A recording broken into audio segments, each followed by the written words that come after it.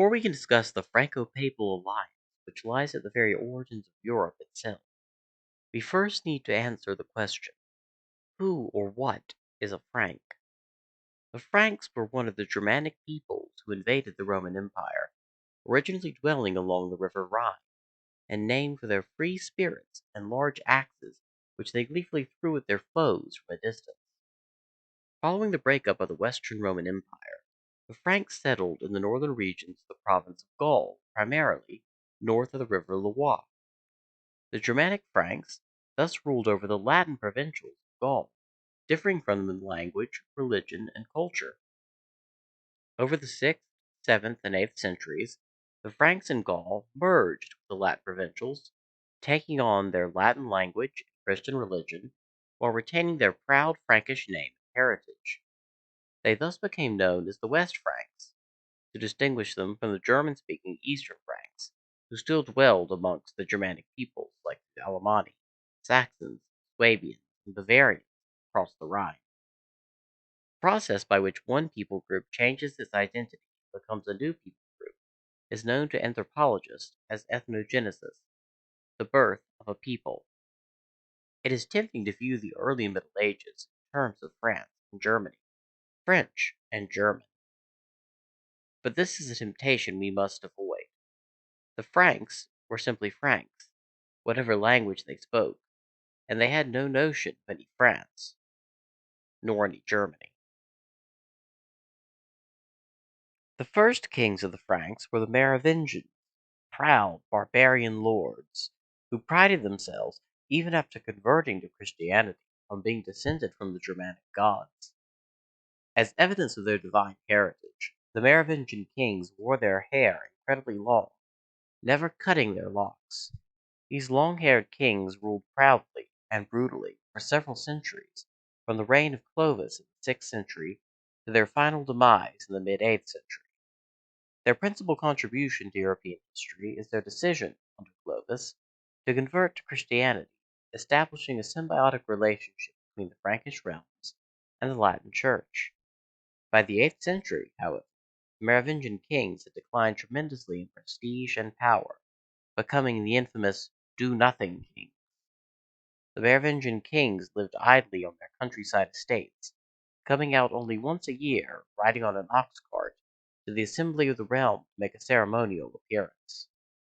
Real, effective government was instead in the hands of a man known as the mayor domo, or mayor of the palace, an office which belonged almost exclusively to a family known as the Carlings, or, modernized, the Carolingians. The Carolingians had earned their place of fame amongst the Franks under the mayor domoship of Charles Martel, Karl the Hammer, who led the Frankish army against the invading Muslim army at the Battle of Tours, where against all odds his warriors held the line and halted the expansion of Tsar al-Islam into Western Europe. Charles Martel's son, Pepin the Short, ruled for many years as mayor domo on behalf of the useless Merovingians, before seizing on a unique opportunity. The popes in Rome had long been troubled by a group of barbarians known as the Lombards, named for their long beards, who had wrested control of northern Italy from the Byzantines and erected their own independent barbarian kingdom of Italy. The Lombards were not fond of the Pope's pretensions to authority throughout Western Europe, and were particularly displeased by his claim to rule over central Italy, which they considered theirs by right of conquest. Pepin the Short, sensing an opportunity, wrote to Pope Zachary in the year 749 with an unusual but reasonable inquiry. Was it right, he asked, that the Merovingians, who had no real royal authority, should nevertheless possess the title of king? A politically savvy man, Zachary understood that if he supported Pepin's claim to usurp the Frankish throne, that Pepin would send him aid against the Lombards. He wisely responded that it would be better that he who actually had the power should be called king. With the Pope's blessing, the Carolingians deposed the Merovingians, shaving off their ponderous locks of hair in the process, and shipped them off to a monastery. In their place, Pepin the Short became king of the Franks. The Pope had established an important political principle by associating kingly titles definitively with real political power in Europe, but the best was yet to come. Pepin the Short died in 768 and was succeeded by his young son, named Karl in the East Frankish tongue, but Charles in the language of the Western Franks. He would go on to become one of the most famous rulers in European history, Charlemagne. Charlemagne began where his father left off by consolidating Frankish rule over Western Europe. The other Germanic peoples, like the Alemanni, Bavarians, and Saxons, had long resisted Frankish rule, maintaining their own realms. Charlemagne fought war after war, utilizing the powerful Frankish army to subjugate these Germanic peoples to his rule. He went so far as to invade and conquer Italy, opposing the Lombard kings and integrating the Kingdom of Italy into the Frankish realm, in the process restoring to the Pope much of central Italy. Under Charlemagne, all of Europe from Barcelona to the Baltic, from Brittany to Benevento, was united under one ruler. Even beyond the borders of the Frankish realm, Charlemagne subjugated mysterious tribes known as Slavs as tributaries to his rule, making vast profits from selling captive Slavs into slavery in the Islamic world. Indeed, the word slave in English comes from the word Slav. Historian Michael McCormick has gone so far as to cite the slave trade as the very origin of the European economy. Certainly, Charlemagne represented a watershed moment in the economic and political fortunes of Western Europe.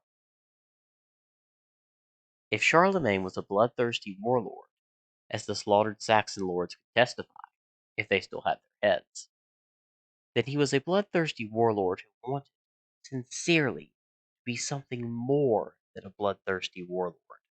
Charlemagne proved himself a devout ruler in service to the Latin Church, fostering monasteries, entertaining bishops at his magnificent court at Aachen, and sponsoring programs of education and learning throughout his realm, addressing the problem of abysmal literacy rates after the fall of the Western Roman Empire. He reformed the coinage, instituting a monetary system based on silver pennies, which became the basis of European currencies well into the early modern period. In his system, 12 silver pennies were equal to 1 shilling, and 20 shillings was worth 1 pound, a coin based originally on a pound of silver in weight, as the name would suggest. Because silver is much more abundant than gold, Charlemagne and his successors were able to mint far larger quantities of currency than they would have been able to using only gold. By the year 800, Charlemagne had re-established central authority in Western Europe, providing a king to whom even the poor and meek of society could reasonably look to for aid. Indeed, we have surviving court records which refer to peasant farmers doing just that, seeking out Charlemagne's justice. Charlemagne could not be everywhere at once, however, and he created a system of administration which would have tremendous significance for later European history. In his system, Western Europe was divided into hundreds of small counties, territories usually the size of a town and its hinterlands, ruled by an appointed count, who represented the king in local affairs. Superior to a count was a duke, a more distinctly military figure who ruled over a duchy and who oversaw counts within his region of the empire. Dukes tended to be attached to the people groups whom Charlemagne had brought into his empire, such as the Duke of the Bavarians or the Duke of the Swabians, showing a respect for local diverse cultures and a recognition of the limits of central authority. While both dukes and counts were appointed in Charlemagne's day, they would transition to become hereditary titles of nobility, inherited from father to son, following the collapse of the Carolingian Empire. We will discuss dukes and counts and how they became hereditary titles further in our lesson on feudalism. In recognition of Charlemagne's singular achievement, Pope Leo III placed a crown upon his head while he knelt before the altar at Old St. Peter's in Rome Christmas Day in the year 800. At the Pope's behest, Franks and the people of Rome proclaimed Charlemagne emperor, successor to the Roman emperors, and protector of the Church. Charlemagne thus became the first ruler of a polity known as the Holy Roman Empire. Holy, due to its association with the Christian Church; Roman, due to its heritage from the Roman Empire of antiquity. We will discuss the Holy Roman Empire in greater detail later in this course. Tragically for the inhabitants of the empire, Charlemagne's success at restoring order to Western Europe proved to be ephemeral. The peace and prosperity which he established did not long outlast his death in 814. His son, Louis the Pious, had the cardinal sin of not being Charlemagne. He was never able to live up to his father's legacy, and struggled even to control his rebellious sons, each of whom wanted part of the empire for their own. At the Field of Lies, his three sons convinced his counts and dukes to turn coat against Louis, forcing him to pledge to divide the empire on his death.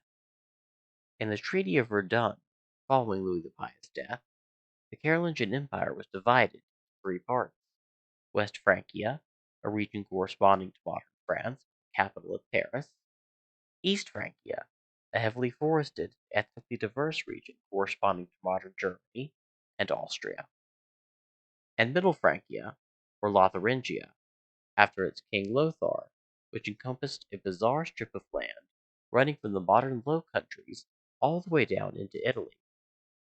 Middle Francia's borders proved impossible to defend, and the kingdom itself proved to be a short-lived polity. However, the West Frankish kings and the East Frankish kings could not agree on an amicable division of Middle Francia between one another, inaugurating a territorial dispute which was, in a real sense, not fully settled until 1945, at the end of the Second World War, over 1,000 years later. We can blame the division of the empire on Louis the Pious, a weak ruler unfit for his position. We could also blame the division on his faithless sons, who put their personal ambition before the good of their kingdom.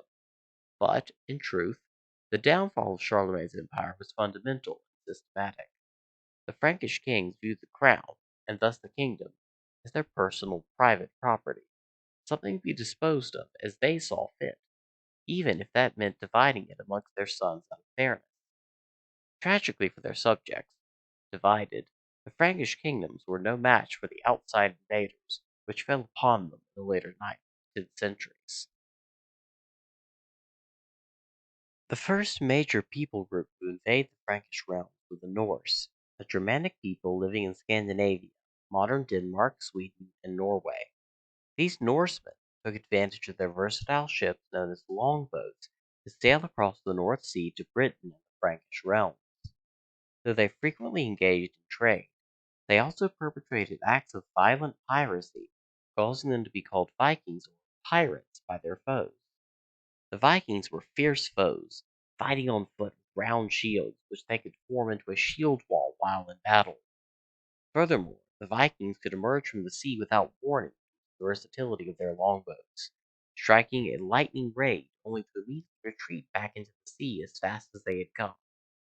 While the Germanic barbarians inhabiting Western Europe were very brutal, their conversion to Christianity had at least, usually, protected the Christian Church and its monasteries from the depredations of war. The Vikings, however, were still pagan, and had no qualms about sacking Christian monasteries and stripping them of their valuable treasures. As it increasingly became clear that the Latin Christians could not beat the Vikings through conventional means, the different realms of Latin Christendom began to adopt different policies for dealing with the unwelcome invaders. The West Frankish kings invited the Viking warlord, Rollo, to establish his own duchy on the northern coast of France at the mouth of the river Seine, on the condition that he protect Paris from his kinsmen. The resulting duchy received the name Normandy, after the Normans, or Northmen. Other European rulers, particularly the Anglo-Saxon kings of England, responded to the Viking threat through economic rather than solely military means. The Anglo-Saxon kings began collecting a tax known as the Danegeld, a direct tax on inhabitants of their kingdoms, with the purpose of bribing the Viking warbands to go and raid elsewhere. The Danegeld was the first example of a direct tax to be revived in Western Europe following the end of the Western Roman Empire, and its presence in England helps explain that country's early development of an effective taxation. The other people group to invade Latin Christendom during this period were a unique group of nomads from the steppes known as the Magyars. The Magyars were expert horsemen who could utilize their light cavalry to ride circles around the less mobile Frankish warriors. The Magyars settled on the middle reaches of the river Danube, founding the Kingdom of Hungary, from whence they came to raid the Frankish Empire in its time of weakness. For half a century, the Magyars raided with impunity, striking terror into the hearts of those who witnessed their brutal strength. Finally, the Battle of Lechfeld in the mid-10th century, Otto I of East Francia defeated the Magyars, forcing them back into Hungary and securing for himself the right to be crowned Holy Roman Emperor by the Pope. The Magyars, humbled by the defeat, went on to convert to Christianity, adding another Christian kingdom to the mix in Latin Christendom. In the chaos of the 10th century invasion, the Carolingian family engaged in self-destructive infighting and generally experienced dynastic misfortune. They had few children, and the children they did have tended to die young. By the year 987, the Carolingians had died out in every kingdom except for West Francia, which increasingly called itself simply France in recognition of the Saxon heritage of the Ottonian Holy Roman Emperors. For some decades, effective power in France had not been exercised by the Carolingians at all, but rather by a figure known as the Duke of the Franks, a prestigious position exclusively held by a family known as the Capetians. In 987, the last Carolingian king of France died, and the nobles of the realm convened to elect a replacement. Unsurprisingly, they settled on the Duke of the Franks, Hugh Capet, whose Capetian descendants would rule France until its famous revolution in the 18th century. The descendants of the Vikings, Normans in the west, and Varangians in the east, would go on to found important realms further afield. The Normans eventually conquered lands in southern Italy and erected their own kingdom of Sicily there, greatly upsetting the political balance of the Mediterranean, kicking off a series of events that would ultimately lead to a new kind of warfare, the Crusades. The Varangians conquered the eastern Slavs along the Dnieper and Don rivers, founding a polity which would come to be known as Kievan Rus after its capital at Kiev. It is to Kievan Rus, ancestor of modern Russia, Ukraine, Belarus, that we must turn in our next lesson.